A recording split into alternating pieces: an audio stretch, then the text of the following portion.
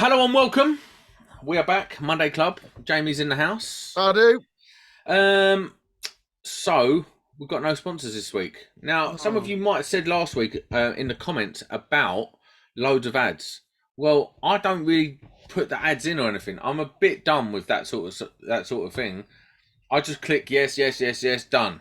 And as quickly as I can upload the video, I upload the video. So if you're getting loads of ads and stuff, go and watch it on Spotify. The video version's on Spotify. It's always on Spotify now, the video version. I would like to move away from YouTube, but don't tell YouTube. And I would like to just be solely on the Spotify platform because you get video on there, you get the podcast on there, and it's a better platform for in every single way. It's a better platform for podcasts. I agree. I'll if I have to listen to it back, I'll listen to a podcast back. I'll have one on my desk, but I always listen back on iTunes or something. Yeah, well, it's just Spotify's the one because you get the video content on there as well. Because I'm like Joe Rogan, I managed to get my video content on Spotify. Like anyone can, to be fair. But you can watch the video if you want to watch the video on there. So I know some people like to watch YouTube on their TV at home. But if you're watching YouTube on your TV at home, for sure, pay the $11.99 a month and have no ads. Also, if you are watching it on YouTube, just get ad blocker. We're not making any money out the ads, are we? Fuck. I'm not making any money anyway. Here's a secret, though, and a lot of people won't care about this, but I'm going to tell you anyway. What have I just done to my hair? Oh, that was perfect, mate. I just had it cut, you see. What I will say, if I don't turn on the ads, we barely get pushed by YouTube as it is. So if I don't turn them on, YouTube got no reason to put us in the algorithm. And let's be fair, yeah, YouTube have fucking these huge, massive server farms that allow individuals like us and all the people to put this stuff out. So fair play to, you know what I mean? We're not. If we had to host it, it costs a fortune. And for all your audio viewers, I'm going to go dead close to the mic and go, "Thanks for listening in audio. Nice." Audio is much better anyway. No one wants to see my fat self with a dodgy haircut and your like weird looking self. And if people listen to audio, I want to fuck around with this light every week, would I? I know. I literally spent 10 minutes messing about with the light. But anyway, what's our topic for today? Guess what it is? What? We don't know. Do you know why? Because it's our topic. We don't know what's happening in the electrical industry. Is that what it is? No, do you know what it is? I think there's a bit of a lull in the electrical industry at the moment. We had all the hype with 18th edition Amendment 2. Yeah. We've had some other bits and pieces coming out and going away, and then some issues and stuff like that going on. But I think if you look across all the YouTube channels, no one's booming. There's nothing really popping off in the electrical industry at the moment. No one's really fired up about anything. I don't know how you analyse whether it's booming or not, because obviously we can't see their stats, can we? But for me, at the minute... you can. Oh, can you? Oh, you can see the views, I suppose. But... No, Social Blade. Oh, fucking... Sorry, Mr. Big Podcaster. I don't know about this stuff yet. I didn't know that. But yeah, there's not much going off. It's low energy, this podcast. We need to up the fucking energy of this podcast. No, what isn't it? That's what the environment's like that we're working in. But how do we engage with Sparkies? How does Sparkies want to engage? Yeah, but we've got something to announce. Oh. We want viewers to email us at info@egte.co.uk. Tell us your stories from site and we're going to read them out and we're going to comment on them. So, yeah, email info@egte.co.uk. It's an old podcast name.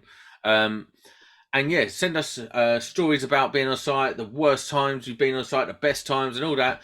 And me and Jamie will pick one each week and we'll read it out. That's if you even get one. If you can't be fucked with that email, on my socials, I accept. If you message me, tweet me or whatever, but don't give it away. Also got no material away.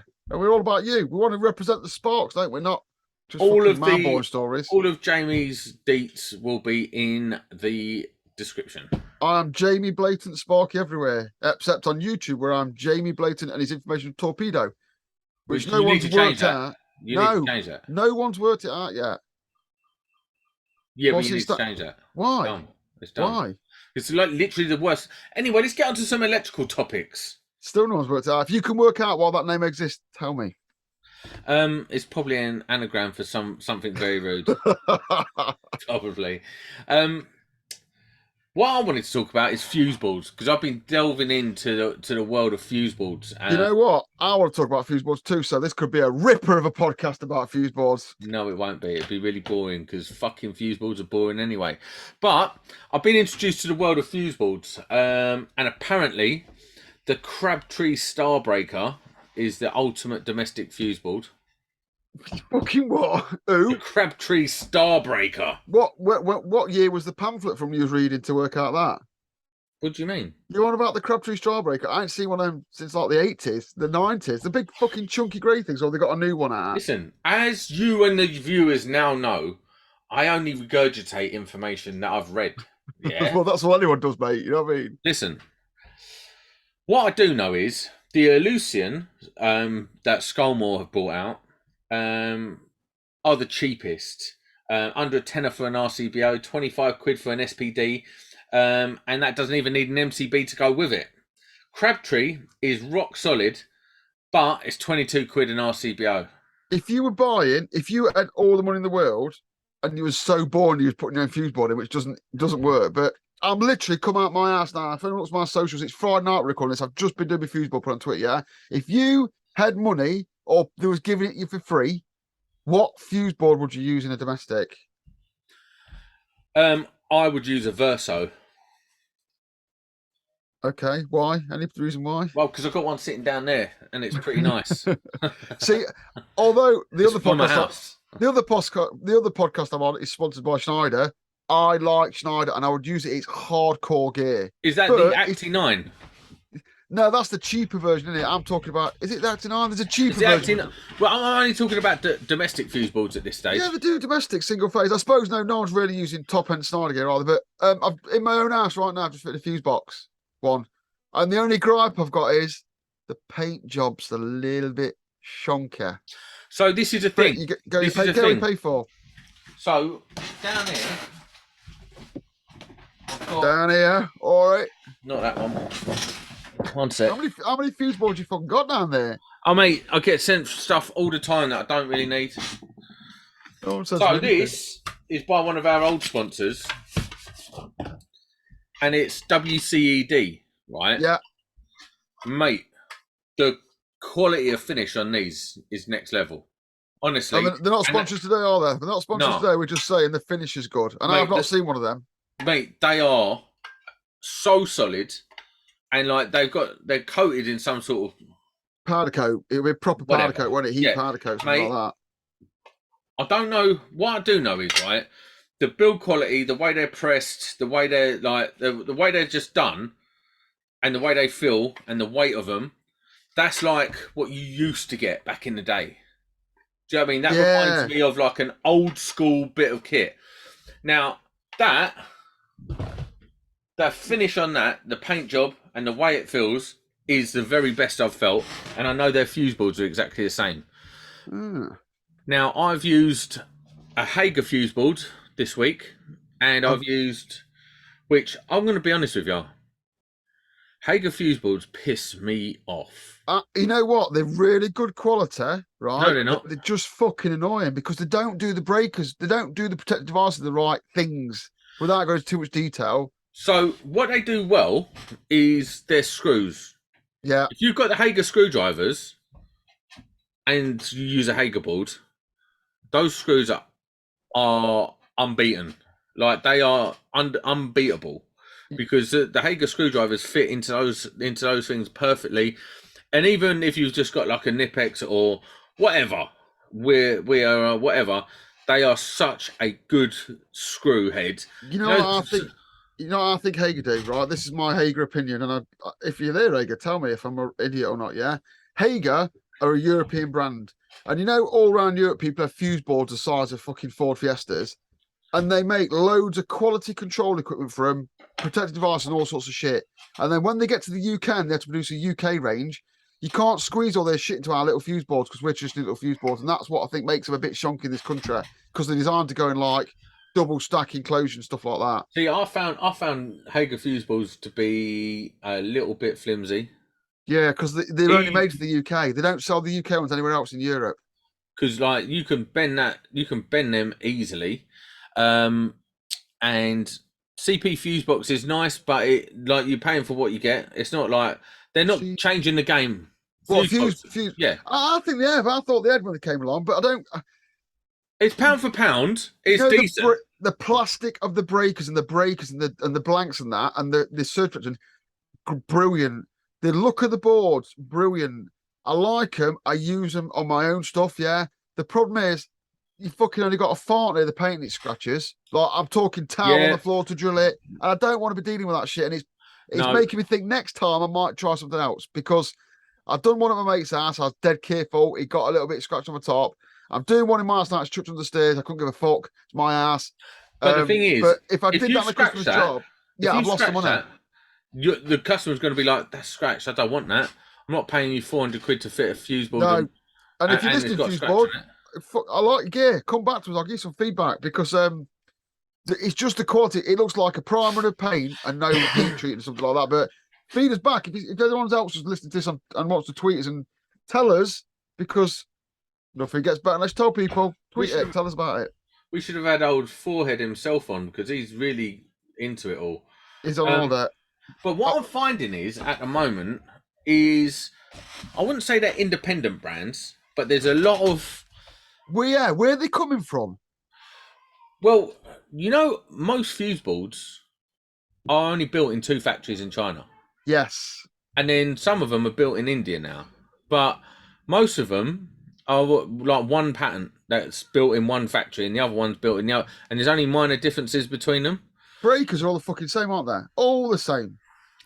I don't know. I'm sure someone like Eaton and Schneider have some proprietary technology in them Yes. that yeah. you can't just go and rip off in China. But what I'm saying is on these basic brands, yeah, they go to a company, they go, we've got a B-type MCB, we'll put it in the case for you and we'll make it a little bit of a funny shape. Then they go, oh, we'll make the enclosure for you because that's what the customer sees to be different. And we'll make that round corners, square corners, lights in it and all that. And inside it's all the same cack in it. Yeah, to be honest with you, I think you've got your established brands and then you've got these pop-up brands. Who is established though? Who the fuck is this? Oh, you've got to say how you got Eaton and Schneider. No, I'm talking domestic.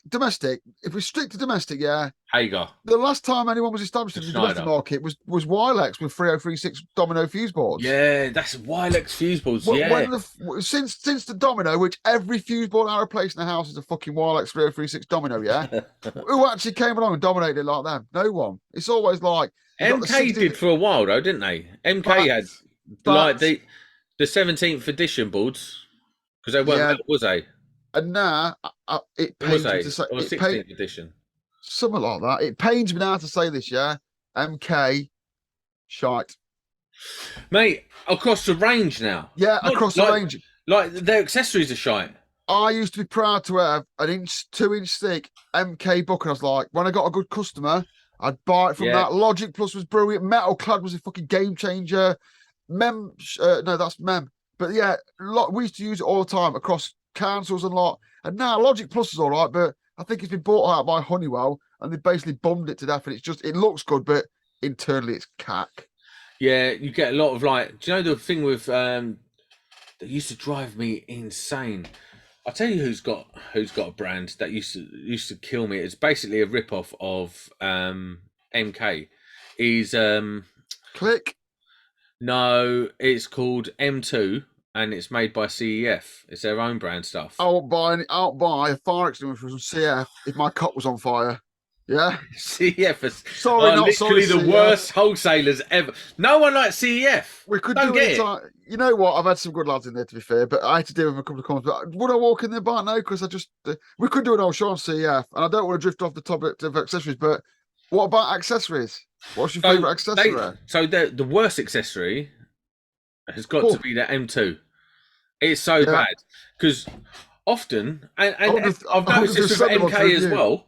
You go and tighten up the screw, and you're like, "Well, why am I having to use all of my power to tighten this screw and even get it started?" Like, and then it starts, and you're like, "Mate, I don't have time for that bullshit." That's just like when you're doing an install. Like I've done one the last couple of weeks, and it was like house bashing, and it's so much problems, the last thing you want is for your brand spanking new socket to have a stiff screw. That's just unacceptable. You know when MK were good, you know, MK metal clad, to be fair, is still fucking the best metal clad going now.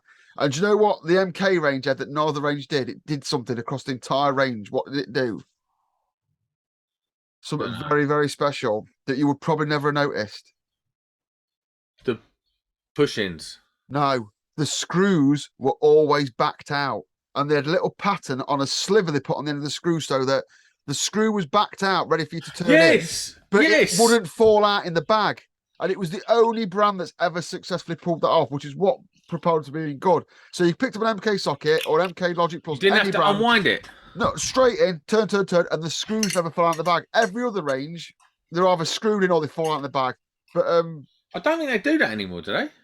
That's what I'd love to know, because that was one of the big things for them. Like, if you were banging MK sockets, you were smashing them in because you didn't have to unwind the screws. Because how annoying is unwinding the screws? Yeah, very. I wonder how many times my wrist turned in my life. I often wonder how many times clockwise when my wrist had turned. I do. You know what I think? You've got too much time in your hands to wonder shit like that. How long would the tie wrap be if I pulled all the tie wraps I'd pulled through in one go? If I walked off, how long would it be? Mate, this takes me on to something else. I think at least 6 months of your apprenticeship should be tie wrapping. You said this, didn't you? You said this on another pod. It's an absolute art form when you do it right. And I mean every tie wrap tied the same way, at exact same intervals. Here's one for you. Never mind typing, mate. Dressing and banding pyro to galvanized tray with all-round band and nuts and bolts. That's a fucking skill. First of all, pyro's dead. No, it's not. Well, yeah, it is mostly. Yeah, it's dead, right? So ain't no one going to spend more than 20 minutes learning how to do pyro. That's all you need to know now, because often you're only repairing it, and if it's a whole new pyro installation, which is incredibly unlikely, you just get a specialist to do it. Yeah, like me. I fucking love that stuff. Why though? Love it. Oh, mate, because it's a skill, because it's an art form. It's like, it keeps the scumbags out, doesn't it? You don't get Bob down the pubs trying to knock up some pyro jobs, do you? On a pyro job, you get proper sparks. No, you get people who've done pyro. Yeah, but they're proper. There's no hiding. Listen, you can't hide in pyro. Yeah, but I could learn to do a pyro thing in like half hour. No, just show me once and I will replicate it. Easy. It's all right saying I could learn to do something in half an hour. I could learn to fucking remove an apprentice in half an hour, but the first 16 times I do it, I'd be shit at it. No. So it's all right saying I could do an end, but it's not just the end. It's the dressing, knowing how to work it, knowing what to do with it. They're the artisan skills that you don't get taught out of I could do that in 10 minutes. Mate, but I'm one of them people that just picks things up. So I'm never worried about things like that. It's not really a skill. It's like saying, oh, look, trunking's really difficult. Shut up. Yeah, but the difficult things about trunking aren't cutting it. It's like, which end should I start at? Where's my face go? And that is all the trade. That's why we get a lot of fly-by-nighters here that can't do it, because the things that look easy are hard if you don't know what you're doing with the experience. Here's the thing. If you've been in any trade diligently for 10 years, right? You've done any trade diligently for 10 years, whether it's tiling, chipping, plumbing, you start to see a logic that runs through all trades. Right. So I do believe if you enter into a trade in a diligent way, after a while you start seeing the logic, and then it becomes easier to transfer your understanding of that logic to other skill sets. Yeah, and that's called experience, isn't it? That's like knowing little tricks, as people might call it. No, it's the experience. Like, you can be a div who doesn't take any sort of pride in understanding what they're doing, and be on the tools for 20 years and still be a spaz. Yeah, they're about. So it's about I don't know, making those adjustments to be a little bit better each time. I don't know, just understanding that there's a logic that runs through any sort of building craft, if you like. Knowing the tricks, like the tricks, and it's really hard to explain this, which is great for pod. But when you work with armoured, knowing that it's twisted and how to get the twisting and get the bends and stuff, anyone drives can me pull an armoured insane. in, but to pull an armoured in properly is a skill. And it requires you to do it over and over again with people that know what they're doing. As in, And it's an artisan trade, isn't it? and actually knowing how to cable tie. Yeah. And like shoeing a horse. Yeah, you can read all about it in a book and know how to do it. Go get your fucking I could shoe a horse horses. easy. I wouldn't want to though. I don't really like big animals like that. But like people say, oh, I could shoe an horse. It's dead good if they get loads of money. But you've got to go and put an horse's leg between yours and do it, and yeah, and that's where you need the tricks and the skills, and that's the same for any trade. There's always No, those see, tricks and skills. yeah, I do agree with what you're saying. Like there is certain nuances that you have to learn, but to be able to do the basics quite quickly if you've already mastered one trade, not mastered, but got genuinely proficient in it. Because Yeah, I always talk about this. being a craftsman, I think, is what you're trying to get at. Yeah, Isn't it? like being genuinely proficient at your craft is required. You can't just turn up every day and do the job and think you're going to come out proficient at the end. You have to sort of Learn, develop. learn and be like, oh, I messed up there. How could I do it differently next time? And work like that through, and then you acquire that knowledge, and it becomes part of your skill set. I always say this. I left college, and all I wanted to do was trunking, and I've become really good at trunking. But one day I got asked to wire it, and I had to fake that I had a brain injury because I didn't have a clue. It's the thing is though, people do get the best way to have people working is doing what they want to do. So if you've got someone who loves wiring, you've got someone who's doing trunking, you've got someone who's putting lights up, you're onto a winner. But you've got to be all around it, you've got to be able to move about and pick up tasks and do it. But I think that's where the trade struggled for quality because we lost that rolling downhill. Knowledge rolls downhill, and we lost that a little bit. What do you think about this then? I don't like Anyone. being embarrassed. No one If likes I being can't embarrassed. do it, no, do you know what I mean? It really bothers me. If I go to site and they give me something and I can't do it, I'd be so embarrassed. Yeah, but that's the learning game, isn't it? That's the learning curve. If you go to I want a job at the minute, and I go to a lad that works with me. He's really skilled on the engines we work on, and I'm not. And I ring him go, mate, I'm just doing this, yeah. I'm planning on doing this, and this, and then that. And I might go, oh no, change it a bit, and then I haven't got to worry about the embarrassment because I've factored in. And if you learn off someone who's good, you've got a good. Oh yeah, you don't have to worry about the embarrassment, do you? No, but like,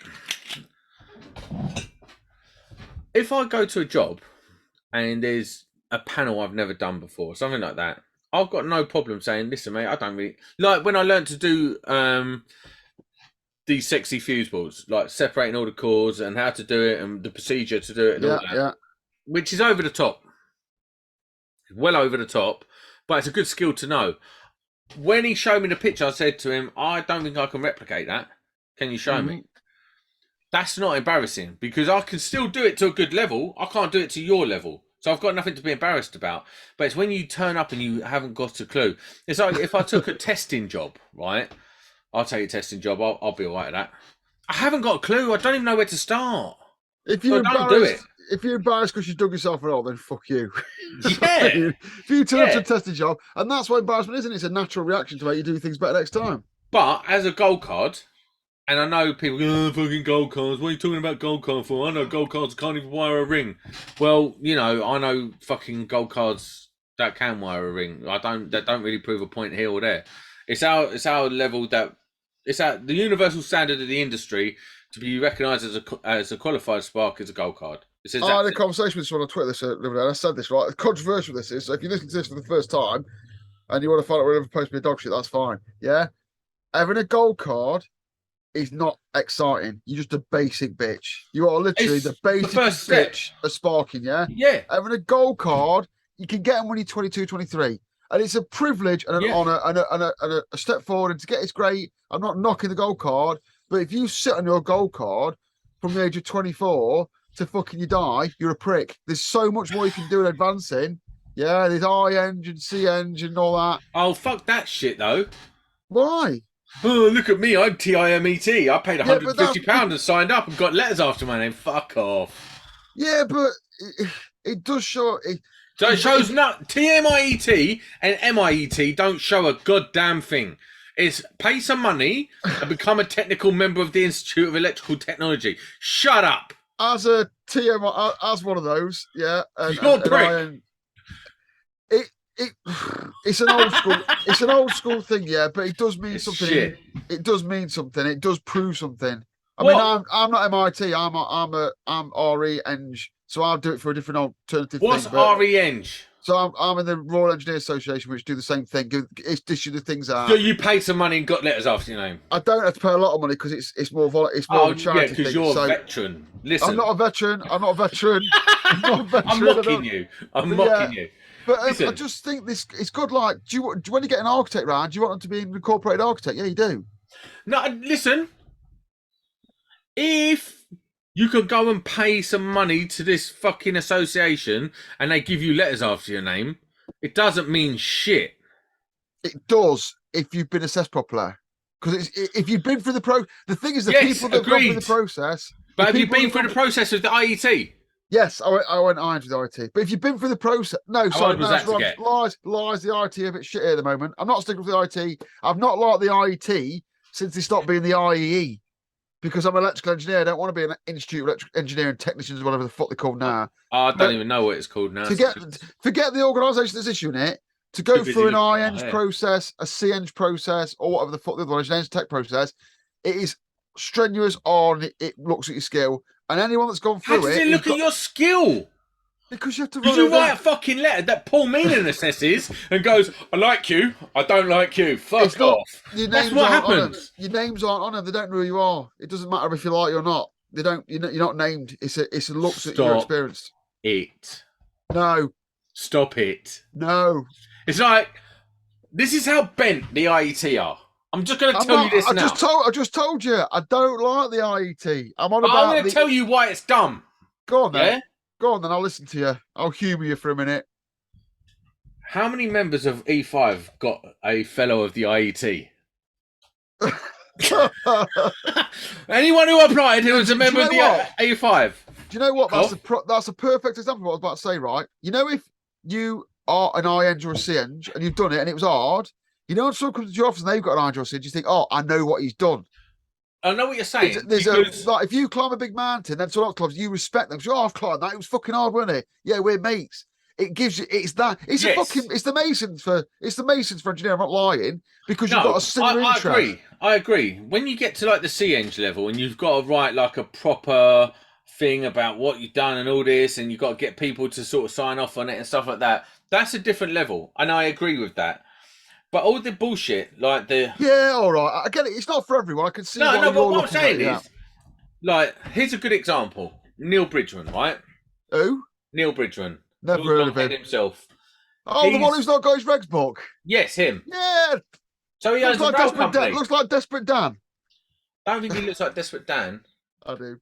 Sorry, Neil. But anyway, he is in the rail industry. Yeah. Where those things are really important to be taken seriously at the highest levels. Correct, yeah. So it pays for him to do that. If you're a domestic spark, or even a subby spark like me, and I go up and I go, "Hi guys, I'm Sam, CEng." They're going to go, "Fucking get this geezer out of my way." What it would be good with, is it... Sorry, am I boring you? Is there something more interesting on your phone? I'm actually just playing with stuff, right? I listened to his podcast. I follow him on Twitter. I don't know him, never spoke to him, but I've followed his career, and you know what you do on these things when you're in this thing. What did Neil start off doing? Sorry, Neil, if you think we're discussing opening on this social housing. Yeah, and what does he do now? Yeah, but listen, you can't use these. What I'm going to say is, your mate Ricky, he's the same, isn't he? He started off boxed on the spot, and now he's on LinkedIn. He's doing his irons and all that. You've got to keep the flow going. You've got to keep moving upwards. 100%, 100%, depending on what you're doing. If you want to go on to be if I wanted to step out now and go and get a desk job, right? Yeah. If I had iEng, or not iEng, what is it? Eng Tech. Eng Tech. You get an Eng Tech. You can get an Eng Tech now, right? Yeah, if I went and got an Eng Tech, yeah, and I had my 2391 and all that, I'm like that. If there's 10 people that apply, and I'm the only one with Eng Tech, I think I'm winning you over. No. Listen, there's certain times where that's useful, but to the people that know, Yeah. it's bollocks. Can we talk about your legs, your knees? You said your knees are a bit knackered, aren't they? Yes. You said to me, I don't know if this is going to get any personal, but you said you don't think you could do much more with tools. You want to go get a desk job. I've got other things. Why don't you get your Eng Tech now? And then you can. All right, but someone. Sorry, all right then. Someone like you who's getting to that stage, you could start now thinking about getting your Eng Tech. Then when you go get a job in office, you're already fucking halfway there, aren't you? You start climbing the greasy pole. So yeah, I was like you, and I know lads that think like you, but. No, you don't know anyone who thinks like me because you're misunderstanding how I'm thinking. What I'm saying is, if you want to go down that route of being like off the tools and in the office, then yeah, it does separate you from the rest of the pack. But to those that know, and we know, it's fucking a load of bollocks. I don't think it is. I think I go, oh, you got an Eng Tech. Oh, it's just a conversation starter. Oh, you got an Eng Tech. That's what you do. Oh, fucking hard. Tell me I'm wrong. Tell me I'm wrong. You're wrong. Oh, look. You're wrong. Do you have a little handshake? Well, I'd like it to think, yeah, if I meet an officer in the army, yeah. What's the Eng Tech handshake? They've been through the factory. So I've got to respect them to know the courses and the arduous tasks they've been on to get to that level. Even if they're a dickhead. It's the Eng Tech handshake, that. It's not the masons, but it's the engineer mason, but you'll get an Eng Tech, you fucking dick. and then for what? But what? Who knows what doors? It's going to cost me 500 quid to get the Eng Tech. I don't want it. It's not. It's not going to cost you 500 quid at all. Oh, you got to sign up to the bullshit thing. Get your TMIET, which don't mean right. Fucking right. I'm going to have to do something now. Right. I got approached. I don't want to say. I don't know, like a Billy Big Balls, right? I'm not like that. I got approached. I got headhunted by a really nice guy on LinkedIn. I'm not naming him, but he's on my LinkedIn. If anyone's ex-force looking for a job, let me know. He's a good lad. And he says, I like you. I like your style on LinkedIn because I've been a gobshot on this. He says, before I got banned, he says, I like your style. And you've got the qualifications you need because you're high engine, all that. And now, the job I'm doing now, which pays fucking silly money, it was all part of that package. Me, my qualifications, and what I was like. And that Eng Tech made him think straight away that, he's got the qualifications. I'm not saying it doesn't have value. Right, I do see the value in it. I fucking got it out of you in the end. No, but I never said that I don't think it's got value. I'm just saying I can't wait that it's only got value to those that know. But those who also know, that's a load of bollocks that you can just go and buy, basically. You can't buy it. What do you mean? You write a little thing saying, oh, I've done this, I've done this, I've done that. They're like one page. Like, I don't know, what, 2,000 words? Eng Tech is a bit like that, yeah. So you write 2,000 words, you submit it, Paul Meaning goes, looks at it, and goes, stop saying Paul Meaning does it, because I think actually Neil does it. Neil does a volunteer for the IT, so I think he does it. I can 100% guarantee you Neil's not doing Eng Tech applications. He spoke about it in his podcast. All right, maybe either you're lying or I'm wrong. He is doing Eng Tech applications. I think he was on about it. I'm sure he was. We're doing a lot of talk about Neil today. He's not here, but if you all right then, if you're listening to this and you're getting a humour out of this because we kick off each other, have a look at it. Maybe it's for you. Maybe you're going to be a tire for the rest of your life. Maybe you want to progress, but it does. Maybe, right. I'm such a gobshite, right? You might think you are, right? But you have no idea. I'm moody. I'm volatile. I'm happy to go wherever it needs to go at any point, even though I'm a fat pussy. But the rest of it is, the fact of the matter is, right? I'm unemployable other than being a subby. I thought that. And I proved it because I got sacked from my 3 jobs. But what about now? We get along quite well. They like the fact that I'm a bit gobby. But there's a place for everyone in industry. No, you fucking arsehole. Don't say that. There's a place for everyone. Someone somewhere wants to employ you because no one wants to employ me. Listen, they're a freaking arsehole too. I've been sacked by my very good friend. Like, I've been sacked by everyone I know because I'm just not very agreeable at any point, and I'm highly strung. Some people like that. Some people no, but I'm also highly strung, so I've got an inferiority complex about things. So, at the end of the day, for me, and for what I know about Eng Tech, it's a load of shit. Shit. I hope you get one day and I'll fucking post back to you dick. Hey, listen, I could go and apply for it tomorrow. Go on, do it. Do it. Listen, I've interviewed Colin Penfold from the IET. Do it. Get an Eng Tech and I will fucking respect you. Go on. Why would you what? You don't respect me now? Get an Eng Tech or you're a dickhead. Oh, listen. Give you a year. Hand back your Eng Tech or you're a dickhead. I can't say what I would normally say the childish version, like get an Eng Tech or you're but get an Eng Tech or you're a dickhead. Look, at least we've talked about it. It's fucking getting very E5 this channel. Look at us giving about advice on Eng Tech. This is the opposite of E5. Yeah, but this is us calling each other dickheads, drinking whiskey, and falling out about the fact that Eng Tech is dumb. No. Who'd have thought you'd get Eng Tech discussions on this channel? No one. No one. No, because I thought about it. Listen, I've got it. Listen, I've on my board here. Right, I've got a board here. That stop burping on the mic. That's my bag. That's my catchphrase. I burp on. No, mic. It's not. Don't be an idiot. Right. He's not even drunk. Tell us about your board. Up here, look. Oh wow, we've got to see the rest of the shed. I've got my little progression board, and at the end it's got SSSTS. Good course that. Yeah, I've done that. I've done my 18th, 2391's next, and then professional registration. Just in case. It's on there. It's on there. See? Yeah, fair one. And everyone should have something like that. Everyone in the game, no matter whether you just qualified, should have that. That's good, that, man. I'm impressed by that. Fair play. Stop shining, you know. I don't know what you expect from me. But people don't, just because you're a gobshite, I'm like it too. People, you know what I get a lot of? Yeah? People, dickheads will come up to me and they'll say something sexist or racist because I'm a gobshite. They think I'm a sexist or racist, and I'm like, mate, I'm not racist. But because you're a gobshite, people don't think you can do progression that. But everyone could do that. It's for everyone.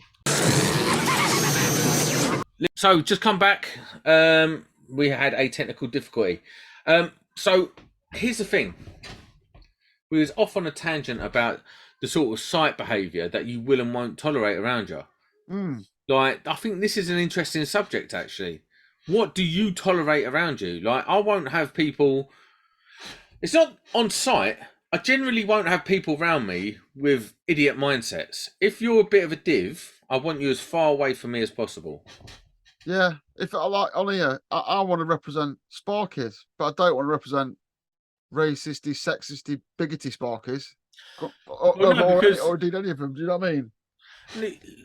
Listen, I like to think I represent Sparkies in my own way. Like you represent Sparkies in your way. We are two Sparkies chatting about utter bollocks like you would in a canteen on like a Thursday afternoon, getting after it, you know? Yeah, and there's not a lot of it on site now, I don't think. Do you think that? You're on mob. Don't let me might offend you now. You're on rougher sites than me. You're on subby sites. They're the wild west of sites, aren't they? Yeah. Whereas the sites I'm on, I don't see a lot of sexism and racism. And to be honest, I haven't seen a lot of it in my career. So here's something that I will say. In London, it don't happen. No, I was going to go the other way. No, I'd say it does happen. I'd say it does happen. But not as much. Obviously, like the homophobic side of things does happen more in London. Like what? But, you know, like calling each other. Mate, we're gonna have to stop talking about this because we're just being so free about it. It's just like you're always going to fall that. Oh, I didn't know that. Talking about things on site and calling each other things that we might have called each other at school. Is a thing, right? Yeah. However, like the racist stuff ain't a thing on site. And then, but when I moved to Kent, I say Kent, Bromley's Kent, and that's kind of London. But when I say the deepest, darkest bumpkin land of Kent, I see it's a little bit like being 20 years ago when it was a little bit more acceptable. Yeah, did I say something like the 70s? Like you used to grow up watching like on the buses and stuff. And it was just but like racism. You're like, whoa! Nowadays, that's why there's a lot of programs not telling anymore. But I mean, it's never been rightly so though. Like, But what we're saying anyway, this is so near the mark It's We're gonna edgy. move. We're gonna move on. Not my Move fault. on. If you're just joining us and there's been a massive edit out here, we was trying to be nice about dickheads being horrible to people, and it's probably what's gone wrong. It's bad. Well, no, it's not bad from us. It's just I feel like it's one of them subjects that. Let me say this to close off, yeah, and I think we'll both agree on this, yeah. This goes for safety and the sexism and the racism, all that, yeah. The what you walk past is what you accept. Yeah. Challenge Yes, here we go. Listen, that's a. Yes, you're right. I won't sit in a canteen where people are being vile it. Yeah. about anything, even if they're talking about. Like, listen, I like a good poo story better than anyone.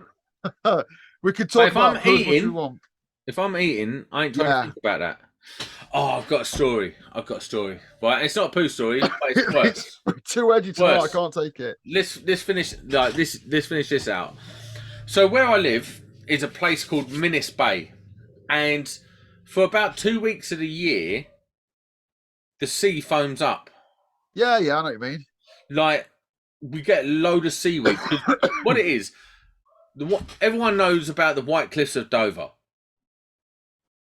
and where they break off into the sea, you've got loads of the beach actually expands out into the sea, and it's chalk. So there's a lot of chalk beaches down there. So they've got sand over the top of the chalk, but right. instead of rocks, you have chalk. Yep. And that chalk attracts seaweed. And sometimes the seaweed can build up, depends on what's going on in the sea and the ecology and stuff like that. And it can blow up, and then you get loads of this foam that comes in, and it stinks so bad. Right?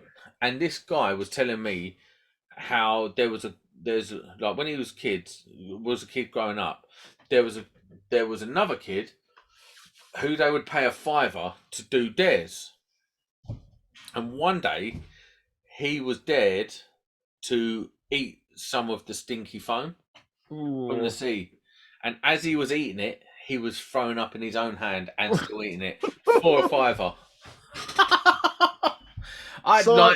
Sites and things have moved on a lot, and like sites were rough, man. I mean, when I was growing up, sites were rough. You get stuff like going on like that going off at lunchtime. No, I don't know. It's not. It's funny to look back, and it's always funny to look back on some stuff. But as the trade got better or worse, it's got better in it. Here's a quick question for you. Do you like to be social at work, or are you more? I'll just keep to myself. And so for me, at lunchtime, I don't go and sit with the lads. I go and sit in my car. I'll go and find somewhere to sit. I want to be away from that environment for the longest amount of time.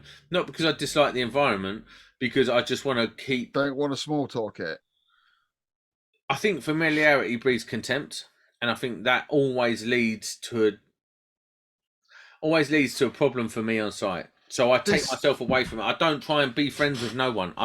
At work, in all the years I've been a subby, I've been like best mates with the person I'm working next to. We're talking about all things and all plans for the future and stuff. The second I leave that job, I've never heard from him again. This so podcast over the years, is a roller coaster of emotion tonight. No. So over the years, I have just sort of established this sort of way of being on site. I'll have some fun. I'm not really trying to make too much banter with you.